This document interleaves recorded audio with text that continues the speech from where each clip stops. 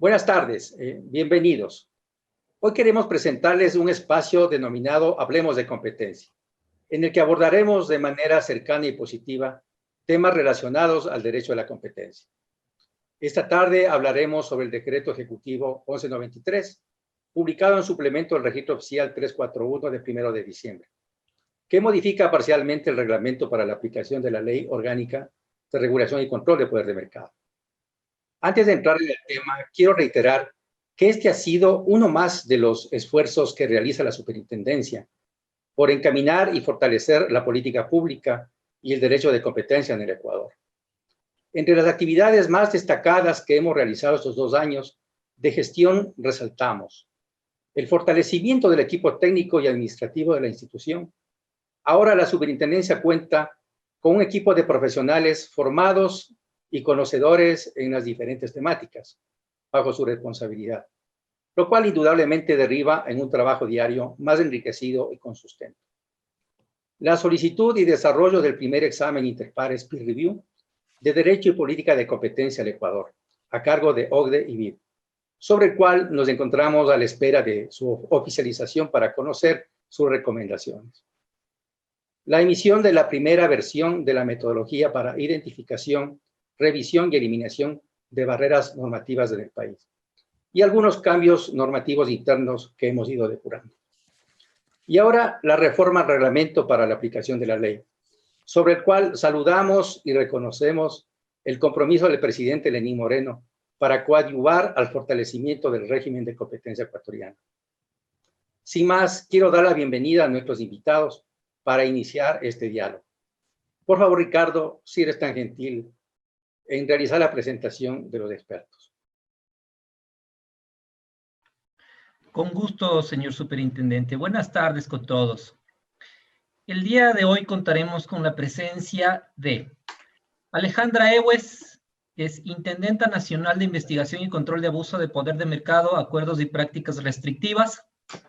Alejandra es máster en Estudios Económicos y Estadísticos por la Universidad de Grenoble-Alpes de Francia, economista por la Universidad Católica del Ecuador, especialista en competencia económica con experiencia en la Comisión Nacional de los Mercados y Competencia de España y como instructora de investigación por la Dirección General de Competencia. Francisco Dávila, que es el Intendente Nacional de Investigación y Control de Concentraciones Económicas, economista por la Universidad Católica del Ecuador y maestro con una maestría en Economía en la Universidad Nacional de La Plata, Argentina. Se ha desempeñado también como director nacional de control de concentraciones y experto económico de integraciones en la Superintendencia de Control de Poder del Mercado, y además ha trabajado también como analista económico y de mercado. El abogado Mario Navarrete Serrano, abogado por la Universidad San Francisco de Quito, máster en Derecho de la Competencia por la Facultad de Derecho de la Universidad de Nueva York, profesor y director de la especialización en Economía y Derecho de la Competencia de la Universidad San Francisco de Quito, abogado en Pérez Bustamante y Ponce. Nos acompaña también Fabián Pozo, quien es socio en Gotifredi Pozo Abogados, dirige el área de Derecho de Competencia y Sectores Regulados, es catedrático universitario de Derecho de la Competencia en la UES de Guayaquil y ha sido docente en Derecho Económico en la Universidad de Cuenca. Es miembro fundador del Instituto Ecuatoriano de Derecho de la Competencia. Estos son nuestros 4 invitados del día de hoy. Muchas gracias, Ricardo. Como metodología se ha contemplado que habrá 2 rondas para las intervenciones. Cada uno de los expositores tendrá 5 minutos en cada una. Al final abriremos un espacio de preguntas por parte del público, para lo cual también nos apoyará Ricardo Freire. Como ustedes conocen, las reformas contienen aspectos relacionados con reglamentación a temas de abuso de poder de mercado, acuerdos y prácticas restrictivas, control de concentraciones, clarificaciones procesales, reordenamiento de facultades normativas, tanto para la Junta de Regulación como para la Superintendencia, entre otras reformas. En ese contexto, comencemos contigo, Alejandro. De la experiencia en la aplicación de la normativa ecuatoriana, ¿cuáles son los principales aspectos que han dificultado el desarrollo del régimen de control de abuso de poder de mercado y acuerdos y prácticas restrictivas? ¿Y cuáles son los cambios al reglamento que se plantearon para fortalecer el sistema de control? Buenas tardes, muchas gracias, doctor, por la pregunta. Igual buenas tardes a los panelistas y a todas las personas que se encuentran presentes.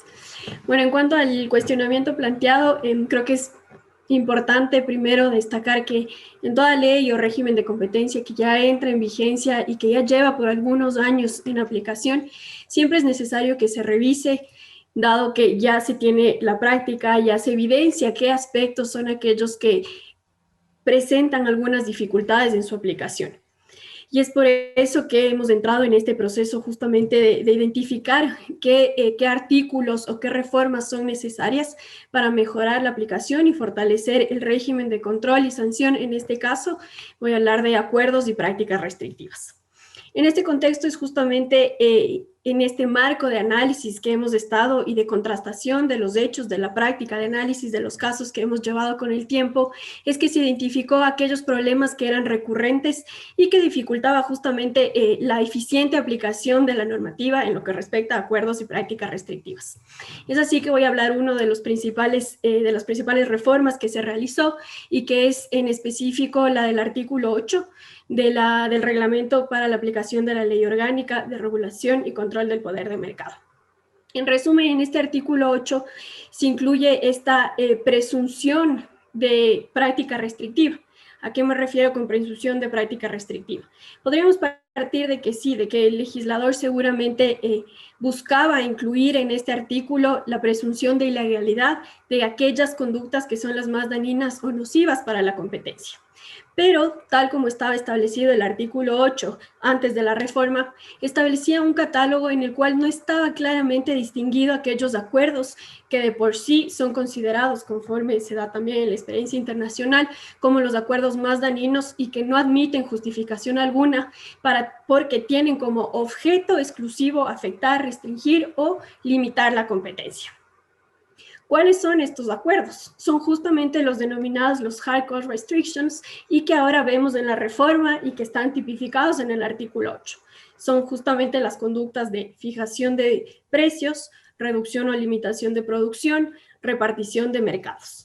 Y estos son considerados intrínsecamente anticompetitivos. Si bien podríamos leer anteriormente en el artículo 8 que podrían estar estos artículos, existían otro tipo de conductas que no podían ser consideradas por su objeto como sancionables, sino que también podrían ser analizadas por su efecto. Entonces, con esta modificación creo que estamos zanjando y nos estamos alineando a las prácticas internacionales y esclareciendo específicamente cuáles son aquellas conductas que deben ser sancionadas por su objeto. Es importante señalar igualmente que en esta reforma, además de estas tres conductas, se incluyen aquellas que son también consideradas como nocivas para la competencia y son las denominadas bid rigging o la manipulación de ofertas en contratación pública. Es así que vemos que esta reforma claramente deja ya establecidas estas conductas que son anticompetitivas y además con la reforma que se realiza en el artículo 9 y respecto a la regla de minimis, logramos establecer y señalar claramente igualmente que no hay exención, que no se aplica la regla de minimis para esas conductas, que son las más nocivas que por sus efectos que por su objeto afectan la competencia independientemente de los efectos que pueda tener, pero ya constituyen de por sí una restricción a la competencia.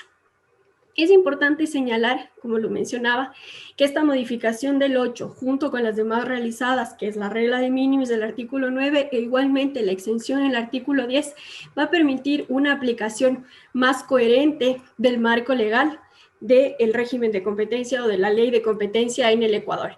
Y, como lo comentaba, nos alineamos a las prácticas internacionales y a la vez contribuimos igualmente a la comprensión de lo que es el régimen de competencia. Muchas gracias, Alejandra. Fabián, Alejandra ha señalado tres aspectos importantes. Uno, que se recoge la experiencia de la aplicación de la ley, tanto desde el punto de vista de la práctica privada como también desde el punto de vista de la autoridad. Un segundo aspecto es alinearse a estándares internacionales, a doctrina internacional. Y lo tercero es hacer precisiones que permitan y esto lo abono yo, que tiene que ver con uno de los considerandos más importantes de la reforma, que tiene que ver con precautelar el debido proceso y la seguridad jurídica. Tú has sido muy crítico durante mucho tiempo desde la academia y desde el ejercicio profesional sobre la normativa y sobre la aplicación de la normativa. ¿Cuál es tu opinión en este punto? No solo lo que ha mencionado Alejandra, sino también aspectos que tú consideras relevantes, tanto de cómo se estaba desarrollando la aplicación de esta normativa y las reformas. Muchas gracias, señor superintendente, y gracias por la invitación. Debo saludar esta iniciativa y este conversatorio y la oportunidad de aportar directamente y conversar hablando sobre asuntos de la competencia. La reforma, yo creo que tiene aspectos muy positivos que no se entienden sino desde la experiencia práctica de lo que ha venido sucediendo a lo largo de los ya 10 años que se van a cumplir de vigencia de la ley. Y si uno solamente compara las diferencias de los textos, a lo mejor es una reforma más, pero conociendo y adentrándose, conociendo un poquito más la experiencia, cómo ha sido la vida práctica, la evolución de los casos al respecto, vamos a ver que es una reforma que tiende a fortalecer el debido proceso, a aclarar normas que eran evidentemente contradictorias, no solo entre sí, sino en respecto del texto de la ley, y asimismo aclarar ciertas confusiones que surgieron a lo largo de la práctica. Como yo siempre digo, el derecho de la competencia primero es derecho, después es economía, y a veces nos olvidamos de eso. Y dentro del derecho es derecho administrativo sancionador, ejercicio del ius punendi estatal, y por tanto sus actuaciones son regladas. Y es cierto que teníamos en el reglamento normas que no abonaban a la certeza, no abonaban a la seguridad jurídica, como bien expuso Alejandra. Yo creo que el tema de objeto y efecto es un debate muy importante. En algún momento escribimos un paper sobre el tema, porque esto tiene un antecedente práctico, que es que el primer caso que resolvió la superintendencia de acuerdos de cartelización, bid rigging, como dijo Alejandra, carteles en contratación pública, subió a la Corte Nacional y la Corte Nacional tomó un criterio que no es el que tomó el legislador, precisamente porque existe cierta ambigüedad en los términos y se inclinó por hablar de la regla per se y la regla de la razón, y no por la distinción entre objeto y efecto, que tiene distinciones sutiles y parece una discusión que solamente a los teóricos y académicos nos importa, pero es muy importante porque son muy diferentes. La regla per se, regla de la razón, es un sistema anglosajón del que nuestro legislador no absorbió tanto.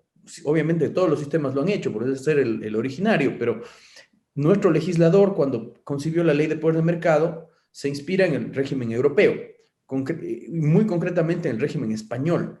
Y ahí, y a nivel de la jurisprudencia comunitaria europea, pues se distingue muy claramente cuáles son las conductas sancionables por su objeto y por efecto. Yo alguna vez con mis estudiantes decía, googleen o busquen, pongan control find en el texto de la ley y busquen dónde dice regla de la razón, dónde dice regla per se. No dice en ninguna parte, pero busquen si dice por su objeto o por su efecto y van a encontrar por lo menos 6 referencias. Y esto es muy importante porque en la práctica, mucho de la discusión en los casos es decir si una conducta es sancionable por su objeto o por su efecto. Tiene efecto práctico en lo que tiene que probar la superintendencia. Si es que una conducta es sancionable por su objeto, básicamente probada la conducta no tiene que probar efectos. Y se ahorra buena parte del esfuerzo probatorio, que es probar no solo el daño al denunciante o al investigador, sino el daño al mercado, a la eficiencia económica, que es lo que exige la ley. Yo creo que con esta reforma al reglamento se incluye una frase que yo creo que es la más importante de toda la reforma, que dice, se entiende por restricciones a la consecuencia por objeto, aquellas que por su propia naturaleza poseen el potencial de restringir la competencia. De ahí, creo que hay una mejor redacción en ese artículo 8, pero ese concepto de lo que es perseguible por su objeto es central. Y además es muy importante que se aplica, según la reforma, al texto del artículo 11, que el artículo 11 se refiere a conductas que tienen más de una parte, más de dos o más de operadores económicos, y no al artículo 9, que son conductas unilaterales. Eso es muy importante porque nos alinea pues, a la tendencia internacional que considera las más graves a las conductas de cartelización, de acuerdos, de prácticas concertadas entre más de una parte, y en esas se puede dar este lujo, pues, de alivianarse la carga probatoria de la superintendencia, en las demás no. Pero hay un tema muy importante además aquí, que en este artículo, y es que el legislador, cuando escribió el artículo 10, que se refiere a lo que es situación de dependencia económica. Fabián, perdón que te corte. Si puedes retomar la idea en la segunda intervención, por favor. Encantado, señor superintendente. Ya, claro. por razones de tiempo. Claro. Quisiera pasar con Francisco y plantear una inquietud similar, pero en tema de concentraciones económicas. Francisco, ¿cuáles han sido los aspectos durante toda la experiencia que tú has tenido en la superintendencia, como también que tú has mirado, que hayan dificultado la protección al sistema la protección al régimen de control de concentraciones? ¿Y por qué se plantearon reformas que permitan mejorar el sistema de control? ¿Qué nos dices, Francisco, al respecto?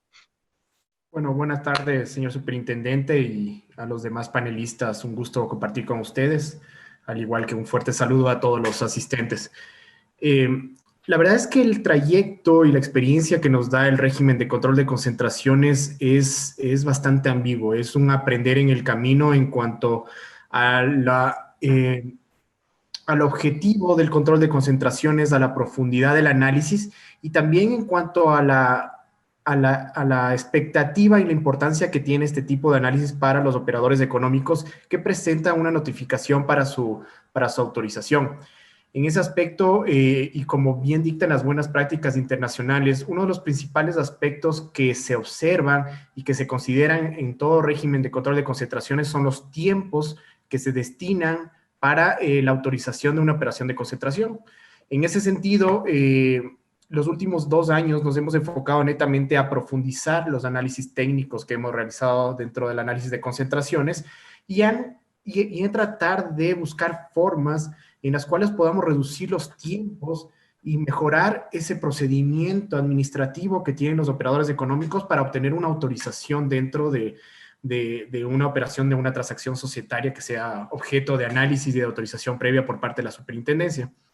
En este sentido, ese es como el punto fundamental y el objetivo en el cual nos hemos trazado y que justamente nos permitía a través de la reforma al reglamento hacer ciertos cambios puntuales que como señalaba en los cambios que discutíamos hace un momento y lo señalaba Fabián, hay cambios pequeños, a veces son palabras, son cuestiones específicas, pero que puede cambiar totalmente el sentido de lo que uno puede entender, aclarar muchos conceptos que por sí eran medios confusos en la lectura del reglamento e incluso generar procedimientos que mandados en torno a lo que el marco normativo legal de la Ley de Control de Poder y Mercado nos faculta poder puntualizarle.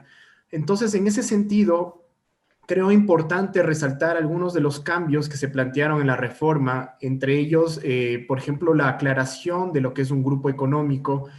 Había un artículo 7 que hablaba de vinculación y un artículo 11 que hablaba de grupo económico. Sin embargo, lo que se hace es justamente generar esa diferenciación en la aplicación del articulado. En cuanto a un grupo económico se refiere en cuanto a operaciones de concentración y personas vinculadas en cuanto al análisis de conductas.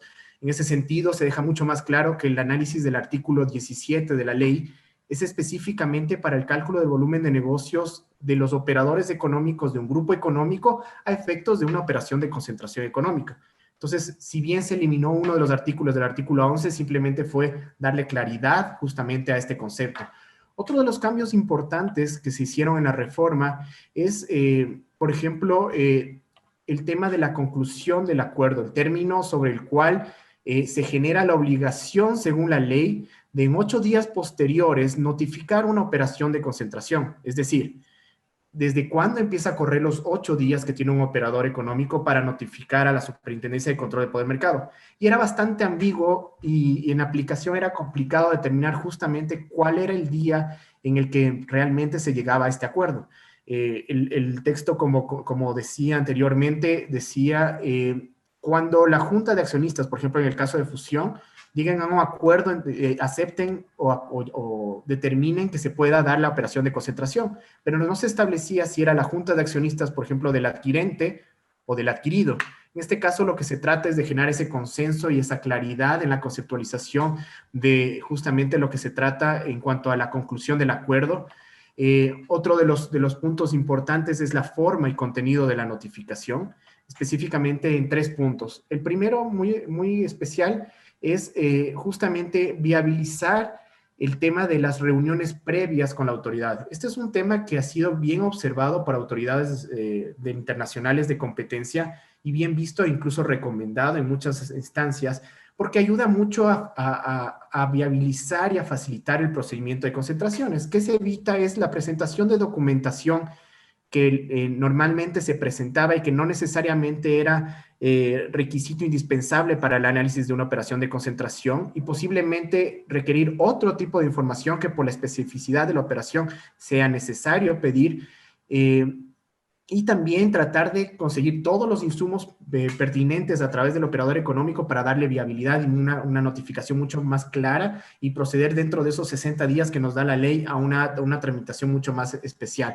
Otro tema es justamente la viabilidad que nos da en cuanto a la traducción de documentos extranjeros, que esos documentos puedan tener un periodo de entrega traducidos posteriores al inicio de la investigación. Y un tercer elemento es simplemente una eliminación que nos faculta tal vez en un futuro pensar y soñar en un procedimiento de control de concentraciones totalmente electrónico, que es hacia donde vamos. Justamente hemos tenido la experiencia ahora de la pandemia, donde muchos procedimientos se han vuelto a través de línea. Tenemos la experiencia de países internacionales donde este procedimiento se hace en línea, como Brasil, como México, y justamente se eliminó la parte en la que se obligaba que la notificación tenía que ser presentada en forma física y en digital. Entonces, esa eliminación deja abiertas las puertas para poder centrarnos justamente en poder generar un procedimiento electrónico. El cambio más importante, a mi parecer, es justamente retomando las palabras justamente que decía Fabián. Nuestra normativa es muy cercana a la normativa española y a la normativa europea en cuanto por el régimen de control de concentraciones. Y en ese sentido, dentro de los 60 días global que dice la ley para la autorización de una operación de concentración, se genera un procedimiento de 2 fases, ¿sí? Francisco, perdón que te corte. Lo que estás manifestando es muy importante y te pediría que lo complementes en la segunda ronda. Por favor. Gracias. Perdón la interrupción.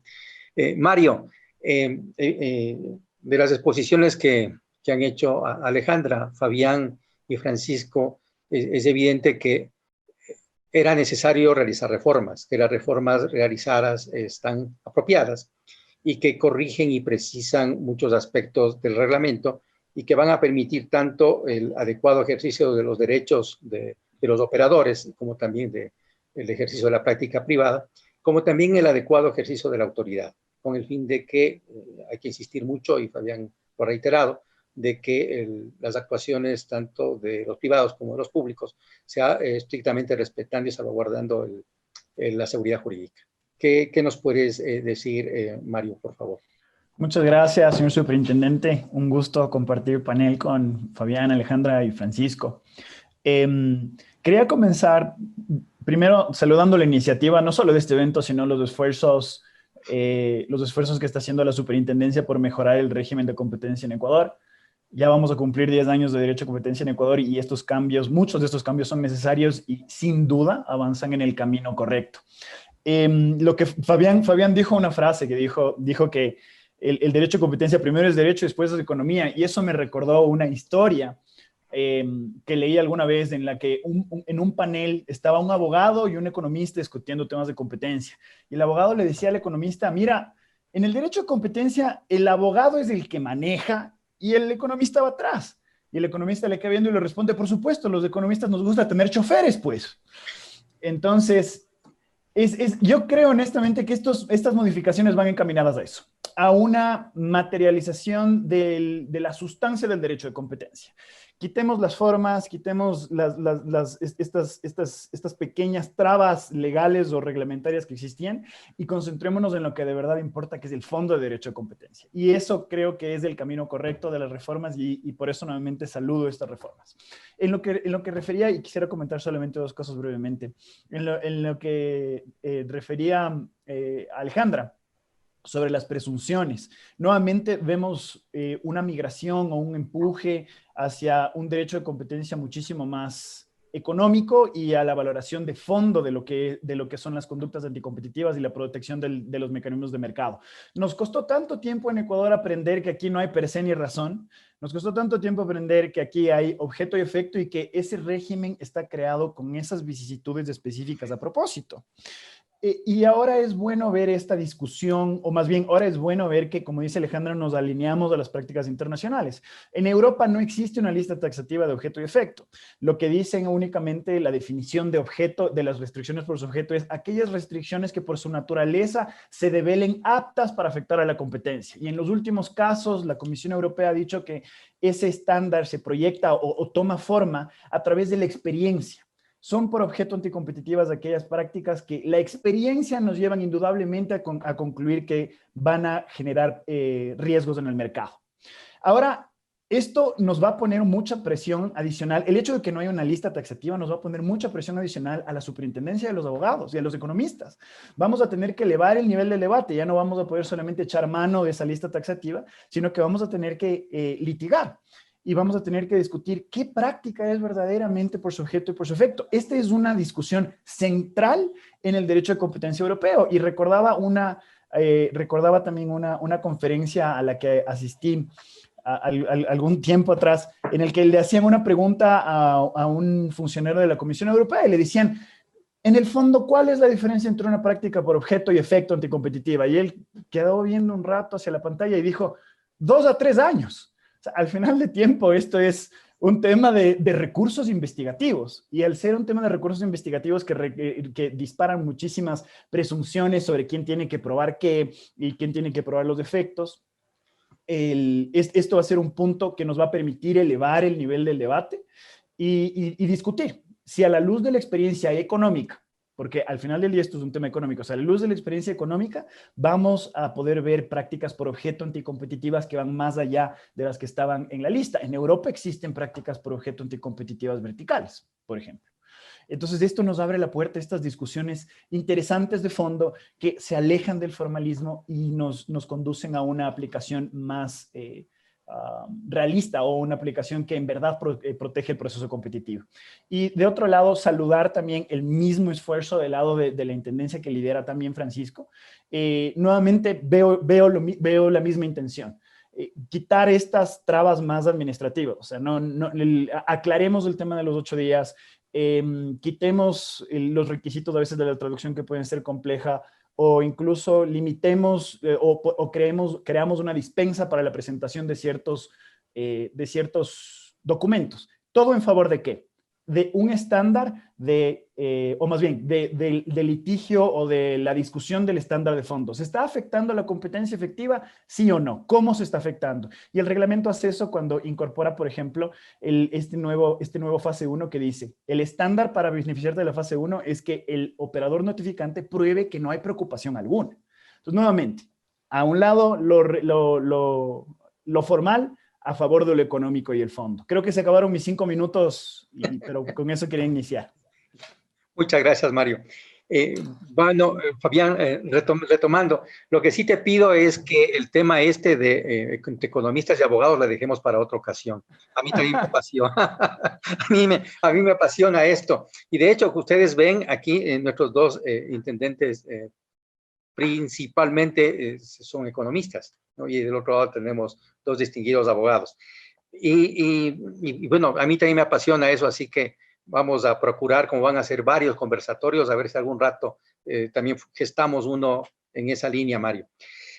Fabián, para que puedas retomar lo que te corté, y también tú dijiste una cosa bien interesante, ¿no?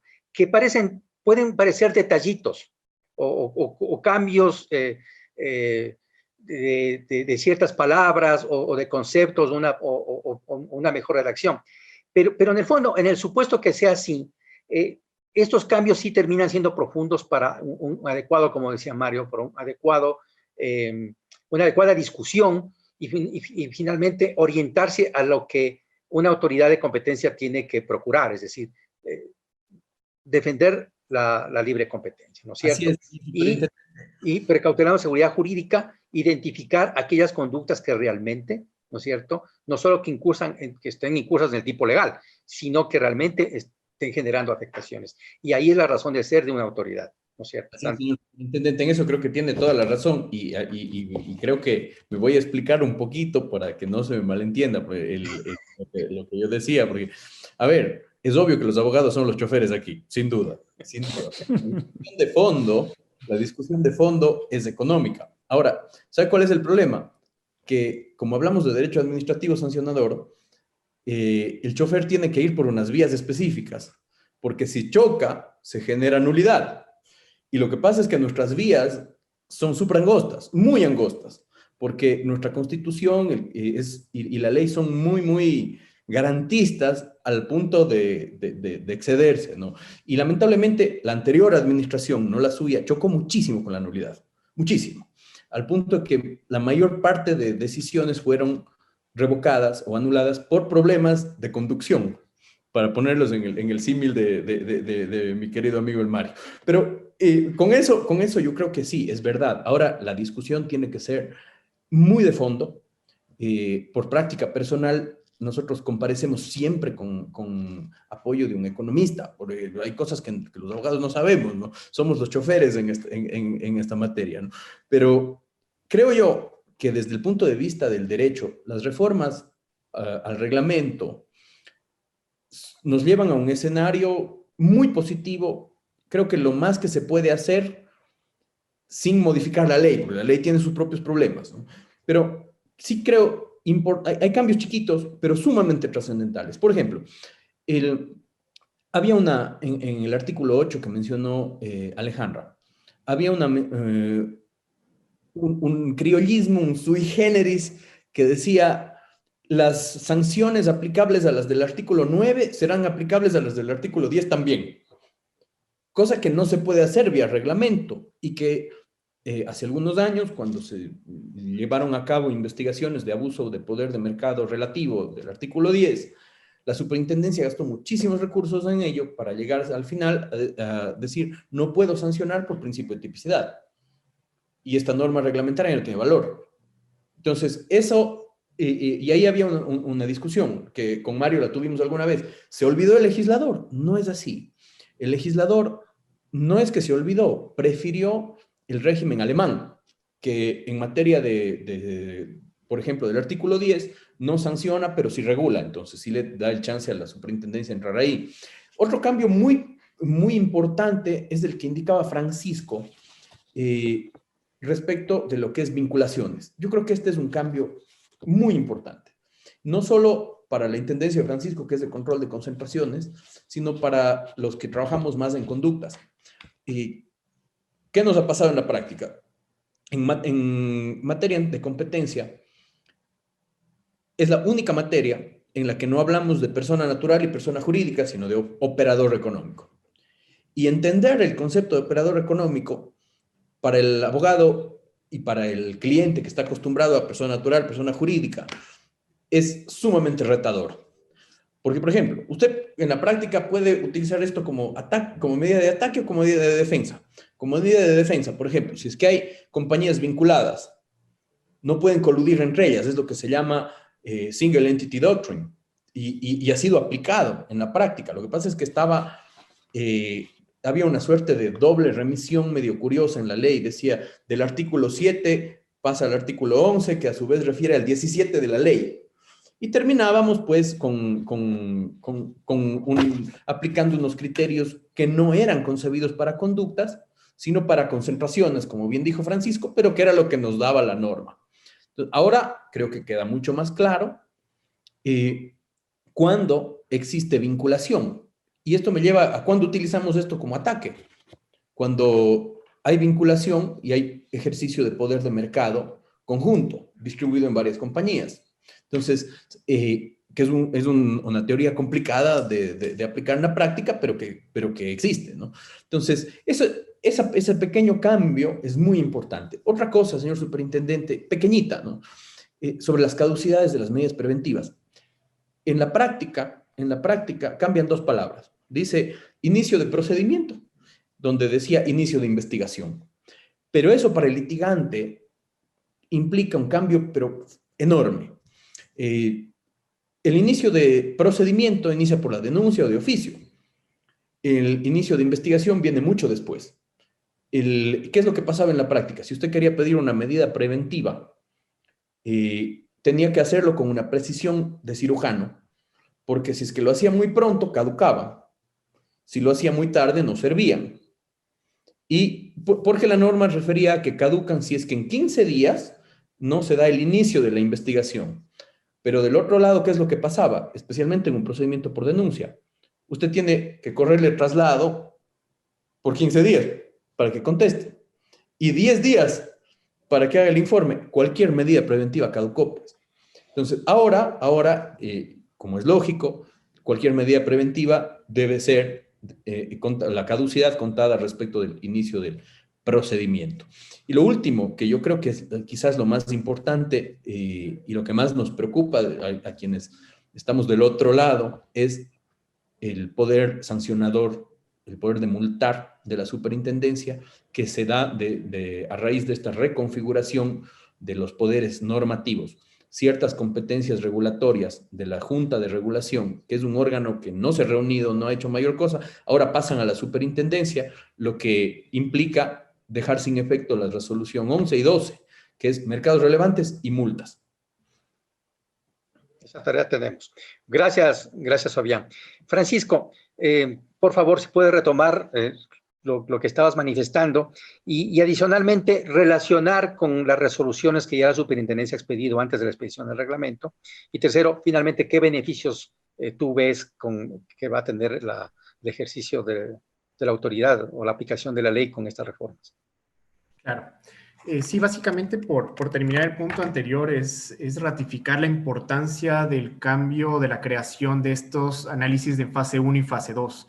¿Qué es lo que permite y qué es lo que busca justamente y que está muy atado al reglamento, a la resolución que salió en abril sobre los procedimientos abreviados? Es enfocar todos los recursos administrativos institucionales a aquellas operaciones que realmente generan problemas de competencia o tienen riesgos de competencia, ¿sí? Y dar facilidad a aquellas operaciones que por su conceptualización básica tienen menos riesgos de generar algún tipo de impacto a la competencia o al bienestar general.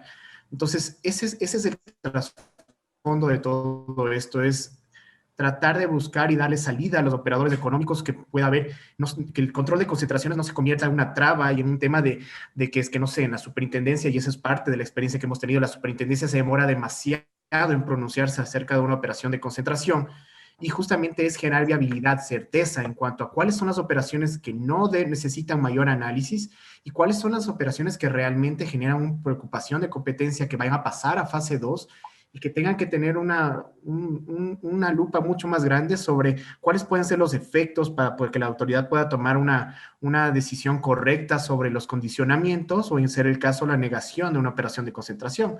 Incluso abre la puerta y viabiliza mucho más la presentación de remedios antes junto con la notificación para dar viabilidad a aquellas operaciones. Entonces, este es como el cambio conceptual y el cambio procedimental mucho más fuerte que tiene en el régimen de control de concentraciones la modificación al reglamento. En ese sentido, ¿qué es lo que se ha buscado y qué es lo que se busca con esto? Es claro, es rapidez, eficiencia y sobre todo, lo que decían los panelistas es que nos enfoquemos y que nos enfoquemos a aquellas operaciones que tienen mayor discusión y mayores efectos de competencia en el mercado. Que esto eleve el nivel de la discusión, que no nos quedemos netamente en temas de procedimentales o en temas simplemente de análisis muy básicos de competencia o económicos, sino que ya profundicemos justamente hacia cuáles pueden ser los efectos, que desarrollemos más cuáles van a ser los efectos económicos de una operación de concentración y cuáles realmente no son operaciones que pueden generar presiones competitivas, que no pueden generar efectos competitivos en el mercado. Creo que la superintendencia ha tomado en serio este tema. Por dar un dato rápido, en el último año, por ejemplo, los tiempos de autorización básicamente han bajado cerca de un 20% en comparación al año anterior, y ni hablar si comparamos con los periodos anteriores, estamos hablando cerca de un 30-35% que se ha tratado de disminuir los tiempos de autorización. Esto es justamente ese sentido, o sea, generar procedimientos transparentes, generar procedimientos técnicos y generar procedimientos que le dé certeza a los operadores económicos cuando tienen que pasar por una autorización de concentración, que genere precedentes.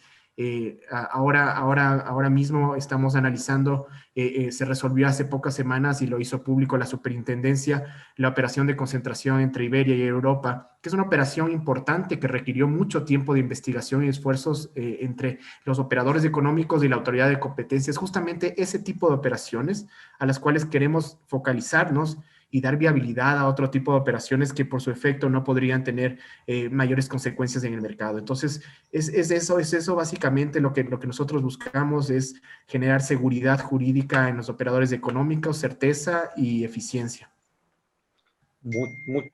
Muchas gracias, Francisco. Mario, escuchándole a Francisco nos hace soñar, o más bien nos sitúa en un espacio muy importante, muy interesante. ¿Están así o crees que estamos apuntando muy alto?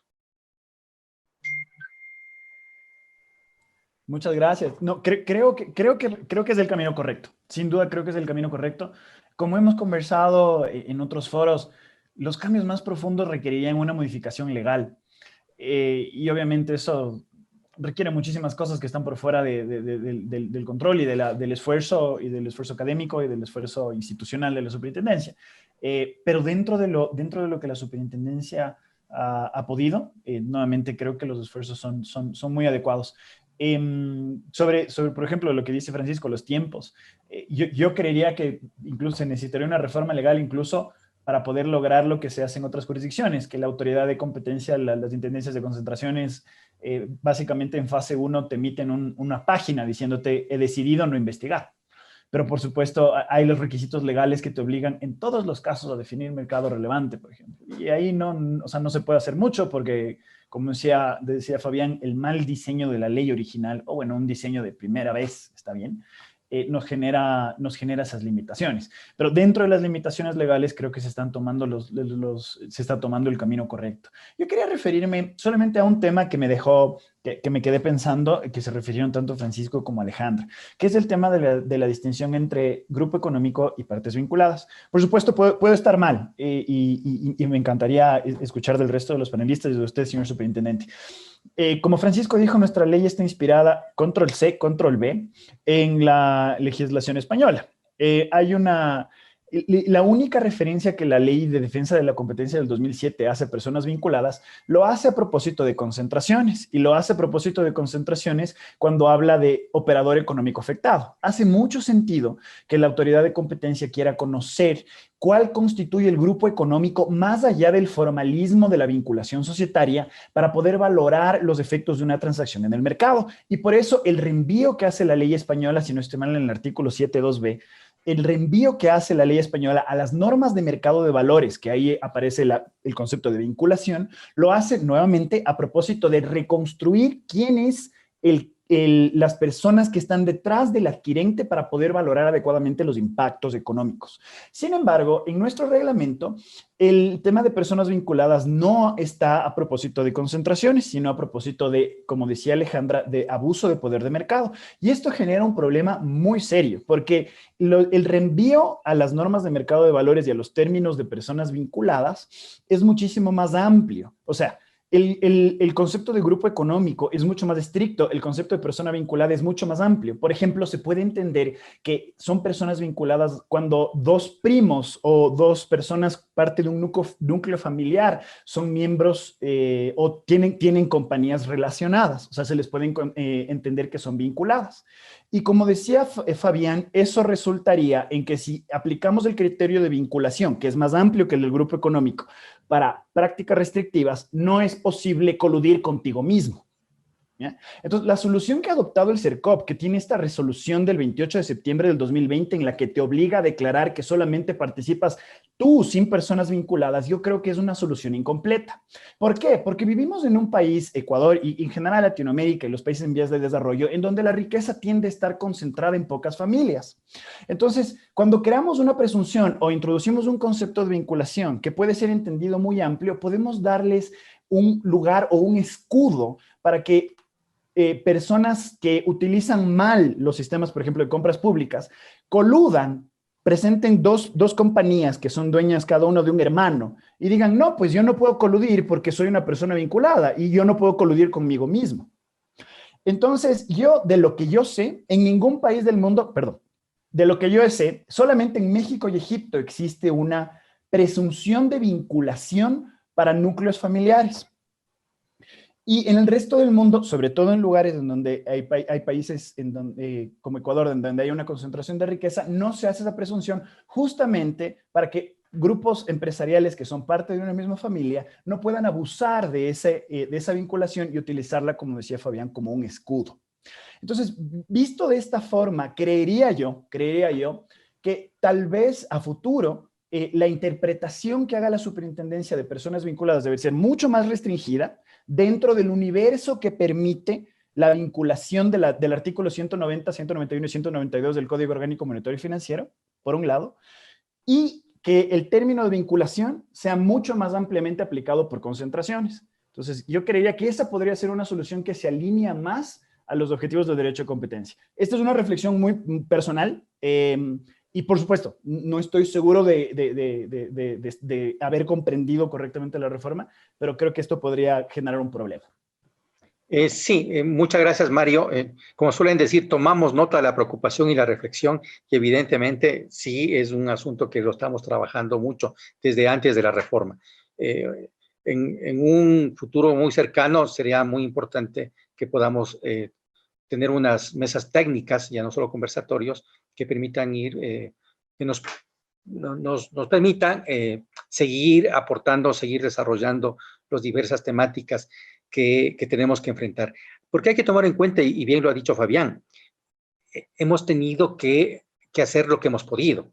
O sea, hemos ido identificando problemas y los hemos ido encontrando soluciones. En lo que tiene que ver con reforma de instructivos, que corresponde efectivamente al ejercicio de la superintendencia, lo hemos hecho. Tenemos algunos pendientes y como ustedes conocen, lo hemos trabajado, lo hemos debatido con la academia, también con expertos nacionales e internacionales. ¿Sí? Como siempre he dicho, no trabajamos a puertas cerradas y con las ventanas cerradas, sino salimos a escuchar, nos enriquecemos de planteamientos, también del recorrido que ustedes mencionaban de 10 años de aplicación de la ley. Y en lo que tiene que ver con otras funciones del Estado, esta es una respuesta, este es un resultado, un trabajo que hemos tenido con la Junta de Regulación. Eventualmente ahí algo no prosperó, como decía Fabián, no había condiciones para que funcione, no se reunían, hay muchas dificultades ahí, no hay una secretaría técnica como está concebida en la ley, una función así. Pero finalmente, el presidente de la República, ¿no es cierto?, el jefe de Estado, con su equipo técnico, acogió los planteamientos y expidió las reformas. Hay temas relacionados con reformas legales, pues como siempre me he dicho, vamos a ir a trabajar conjuntamente para poder superar eso. Y como decía en un principio, cuando ya vengan las recomendaciones de la del examen peer review. De hecho, somos conscientes que habrán sugerencias de que haya reformas o adecuaciones a la ley. Es decir, como les decía, lo que hemos podido y que esté en las manos, que no solo nuestras, sino de personas con las cuales hemos trabajado, se han ido solucionando y solventando las diferentes trabas o dificultades que están impidiendo o han impedido que haya un mejor desarrollo de la política y el régimen de competencia ecuatoriano. Entonces, como te decía, tomamos nota. Alejandra, y en definitiva, ¿qué beneficios tú ves con estas reformas? ¿Cómo tú visualizas la aplicación no solo de la normativa, sino ir a lo de fondo, como decía Mario, ¿no? Atender las preocupaciones que realmente tiene que tener una autoridad de competencia? Gracias, doctor. Sí, creo que previo también a responder a su planteamiento, creo que es importante acotar algo de lo que han ido diciendo también los panelistas y, por ejemplo, en línea con lo que comentaba Mario, de que justamente estas conductas por objeto en un principio, claro, están tipificadas porque las más recurrentes era esta fijación de precio, repartición y limitación de producción. Si bien nosotros también nos estamos alineando a eso, si vemos en la reforma, en el artículo 8, se deja al final este inciso en el que dice que la superintendencia también podrá ir determinando qué otras conductas pueden ser por objeto en función de la naturaleza de la conducta, de las características. Entonces creo que estas reformas, si bien quizás fueron un poco tarde porque recién estamos poniendo las 3 restricciones y bid rigging, también ya estamos viendo hacia adelante y es justamente que el desarrollo de los casos, de las investigaciones, también permita a la superintendencia en la experiencia ir generando ya estos precedentes y ver qué podrían ser otras conductas y creo que evolucionando a la par de lo que está pasando a nivel internacional.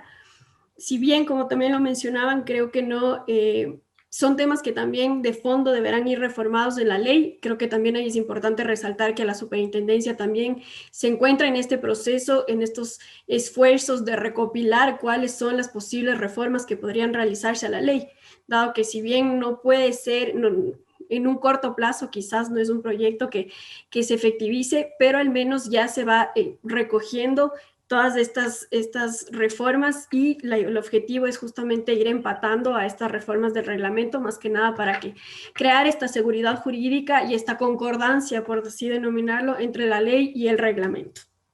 Adicionalmente, yo creo que comentar también de lo que mencionaba Fabián respecto a las modificaciones en cuanto a la metodología de multas, ahí yo creo que es importante también destacar que estamos apuntando justamente a eso, a reforzar el tema de unas multas elevadas, a un efecto también disuasivo, a dejar claro qué conductas van a ser sancionadas por su objeto, que no va a ser igualmente, quizás eso nos va a permitir reducir el tiempo de los procesos de investigación, toda vez que una vez que determinemos que efectivamente existió la conducta, ya podemos también seguir avanzando. Y adicionalmente, ya se queda claro cuáles son las conductas y se queda claro con la exención de la regla de minimis que no importa el tamaño de los operadores que se pongan de acuerdo para cometer esas conductas que son sancionadas por objeto. Yo creo que en la práctica nos hemos dado cuenta que quizás algunas empresas, porque consideran que no son grandes, se ponen de acuerdo en estas prácticas que de por sí ya son restrictivas a la competencia y luego únicamente señalan que la regla de minimis les aplica y por lo cual no pueden ser sancionados. Entonces yo creo que son piezas que van engranando y que justamente es sanciones altas, conductas que son prohibidas y que no importa tampoco el tamaño del operador que lo realice o la significancia de esas conductas, siempre y cuando si son aquellas que son sancionadas por objeto, van a ser investigadas y sancionadas por la superintendencia. Adicionalmente, quisiera señalar las reformas también realizadas en el artículo 10 y que también lo iba a comentar Fabián, que es sobre las exenciones a estas conductas.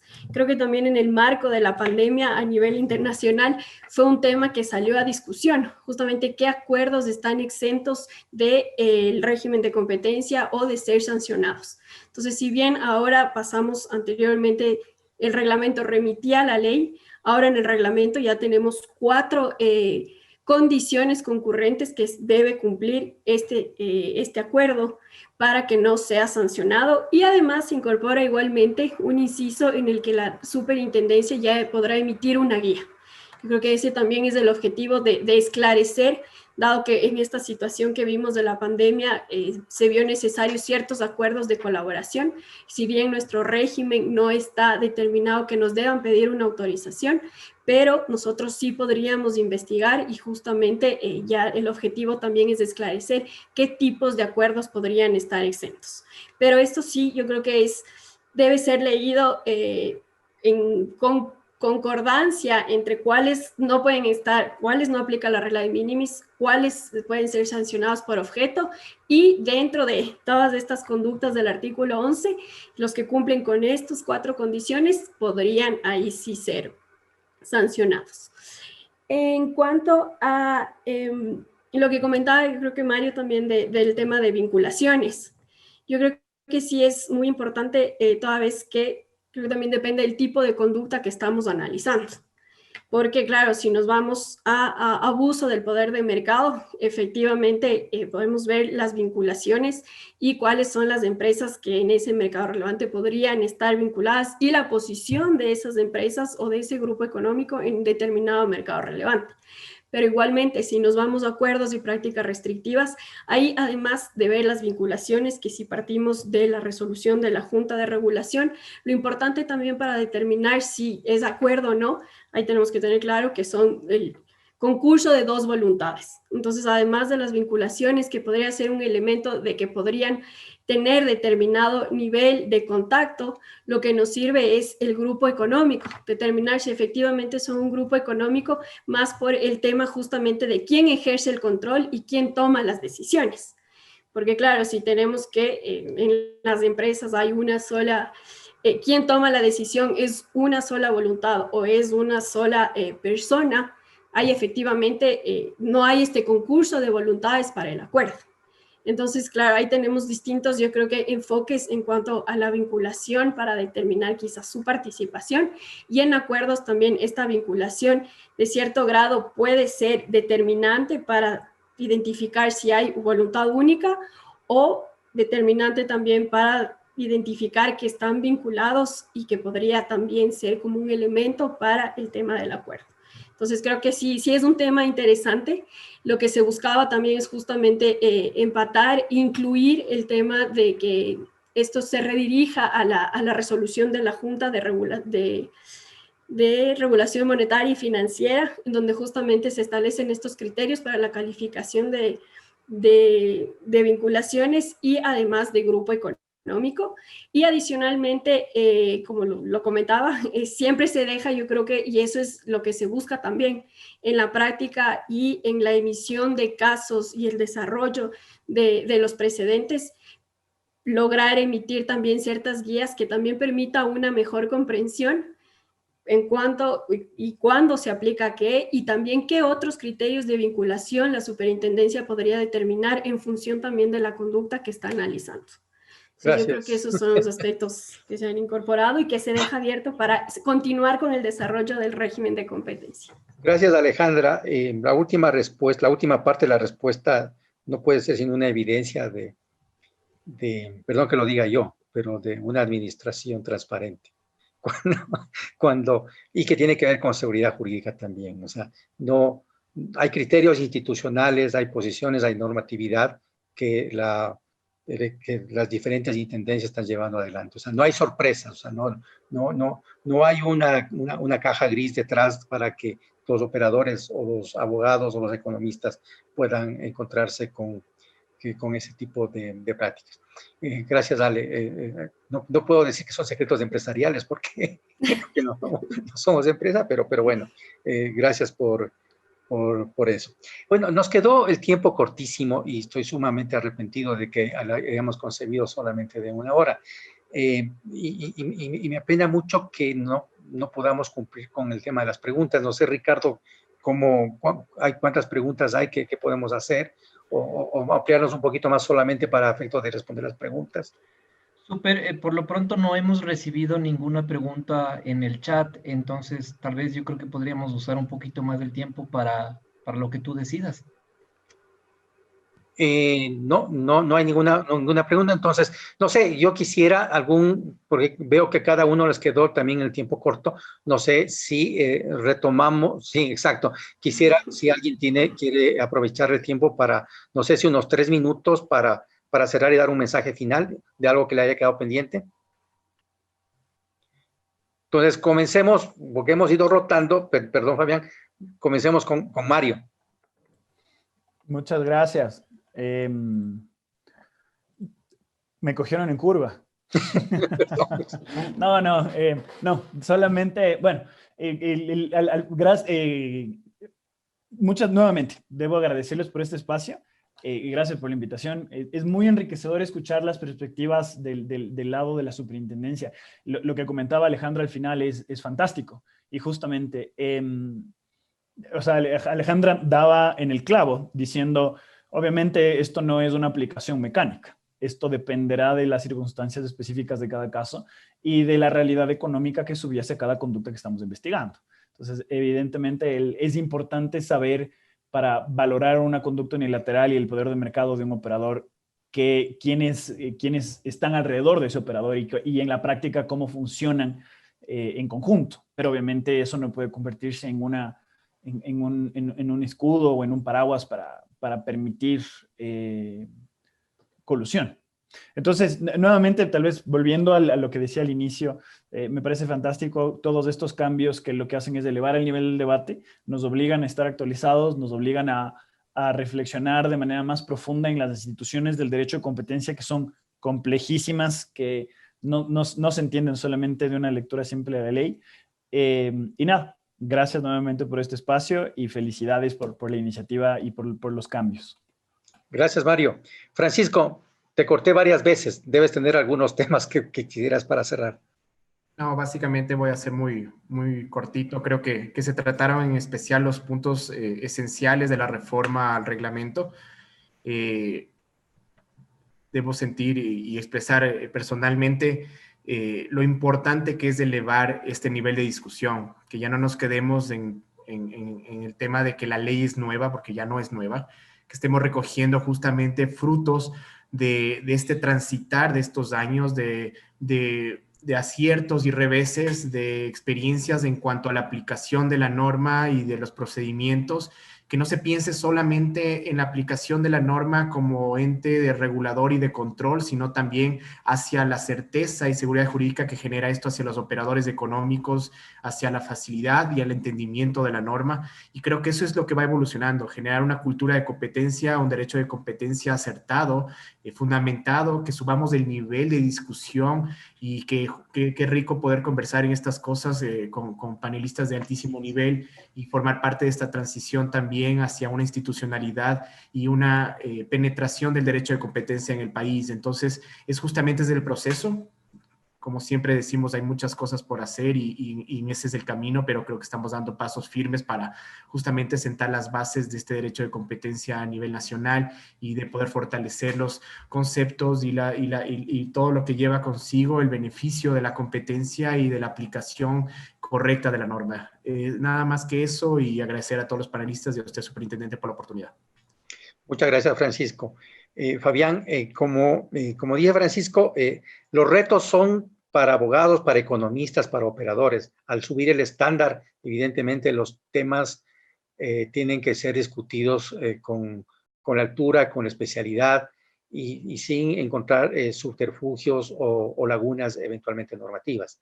Es decir, es como todos han sostenido, esto es más allá de el respeto a un marco normativo, sino temas mucho más profundos, mucho más esenciales, que a la postre van a permitir no solo el ejercicio de derechos, sino que tanto en actividad privada como también desde el punto de vista de la autoridad, tengamos una sociedad donde haya mejor competencia, mayor competencia y que finalmente todos ganemos a propósito de los beneficios que desde la teoría económica siempre nos han descrito y que todos los días estamos al menos como credo replicando y replicando.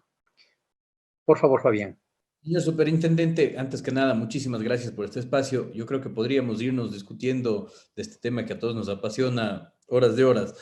Y como les decía hace un momento, yo creo que dentro de lo posible, que es las facultades reglamentarias, sin entrar a los problemas de la ley, estamos mucho más claros que antes. Y estos cambios se entienden a la luz de la experiencia y la evolución del derecho de la competencia ecuatoriano, que adquiere un nivel de alta especialidad, en realidad, porque de lo contrario, estos cambios pueden pasar desapercibidos, pero son cosas que el derecho a la competencia ecuatoriano ha ido viviendo en estos 10 años. Ya no es una ley nueva, ya no hablamos de un niño, ya pasó esa etapa de adolescente bravucón, el derecho a la competencia ecuatoriano, y ha entrado en una etapa de madurez. Y en esa etapa de madurez es en la que entramos a discutir conceptos jurídicos y económicos profundos. Este tema de objeto y efecto, el tema de la Single Entity Doctrine y de las vinculaciones de grupos económicos son asuntos propios del derecho de la competencia, complejos del derecho de la competencia y que sí tienen que adecuarse y un poco a veces ciertos malos diseños de nuestra ley propiamente nos causan problemas, pero hasta donde se puede creo que estamos mucho mejor. Es muy importante lo que decía María Alejandra, y es uno de los temas que a lo mejor por el tiempo no tocamos acá, pero dentro de toda la reforma se conserva ciertas potestades discrecionales de la autoridad, especialmente para ejercer su potestad normativa, que van a permitir aclarar mediante instructivos y guías, como lo hace la autoridad de competencia en Europa, por ejemplo, ciertos conceptos que aquí los podemos discutir, pero que requieren cierta más precisión, o por ejemplo, determinar otras conductas que pueden ser consideradas por su objeto, determinar con mayor claridad el tema de los mercados relevantes, las multas, etcétera. Creo que vale resaltar y hay que tener cuidado con la remisión, como bien decía el Mario y Alejandra, a las normas de la Junta Monetaria, porque yo creo que son criterios guía, pero no deben tomarse a rajatabla, tienen sus propias particularidades. Por ejemplo, tienen un límite temporal de 1 año, que no tendría sentido en materia de competencia, tienen un tema del accionista importante pasar el 6%, o sea, pero como criterios ya están muy bien. Creo yo que nos falta el tiempo para referirnos a un par de temas muy importantes, reformas procesales sobre la actuación de la prueba en el procedimiento, especialmente en la ampliación, queda para otra ocasión. Y un tema muy importante que resalto yo es una reforma muy trascendental respecto de la publicidad de las decisiones y las sanciones y actos administrativos, que a veces siempre nos decimos, bueno, ¿y por qué no están todas las decisiones en la web? Porque había restricciones y limitaciones normativas que ahora se van superando y eso apunta a la transparencia que indicó usted. Creo que vamos a los 10 años de la ley, ya a la etapa de madurez, de alta especialidad del derecho de la competencia, se va tecnificando y eso nos obliga a nosotros también como abogados a seguir en la academia, a seguir en la praxis, elevando el debate. Y la superintendencia, saludo que eso también lo está haciendo, es un esfuerzo importante para todos y creo que vamos bien, dentro de lo que cabe, vamos bien. Le agradezco mucho por la oportunidad, es muy enriquecedor conocer los criterios, la forma de leer las reformas del lado de la autoridad y creo que a todos nos da mayor seguridad jurídica. Y muchas gracias. Muchas gracias, Fabián. Muchas gracias, Mario. Agradecemos a todos por su interés y participación. Un gracias especial a los invitados, quienes han hecho un aporte significativo con sus intervenciones. Y espero encontrarnos prontamente en un nuevo encuentro de Hablemos de Competencia. Buenas tardes. Gracias, Luis. Gracias, hasta luego. Super, tal vez en lo que valga, creo que es importante hacer una mención, aunque tú lo decías hace un momento, como no somos de empresa, no es un secreto empresarial, pero varias veces creo que lo hemos dicho y lo repetimos públicamente, creo que sin tu visión y sin tu guía, lo que hemos vivido estos últimos 2 años y medio ya en temas de derecho de competencia no hubieran sido posibles. el camino que has trazado institucionalmente creo que es muy importante para todos aquellos que queremos el derecho a la competencia, para todos aquellos funcionarios que nos gusta, funcionarios o abogados en el sector privado que nos gusta litigar en derecho, que nos gusta litigar técnicamente, como funcionarios de los que nos gusta trabajar técnicamente y transparente, es un incentivo diario el que podamos seguir construyendo la política de competencia y el derecho de competencia a nivel nacional. Gracias, Ricardo. Uno es uno más de un equipo del cual me precio y me enorgullezco de formar parte con todos ustedes. Y ustedes, tres de los cuales están presentes aquí. Y como siempre digo, jóvenes con los suficientes atributos, no solo académicos, sino personales, que han permitido que naveguemos hasta donde estamos y vamos por más. Yo pensé que iba a hacer el anuncio para la próxima semana con una turma. Por favor. Si quieres, vamos con el anuncio.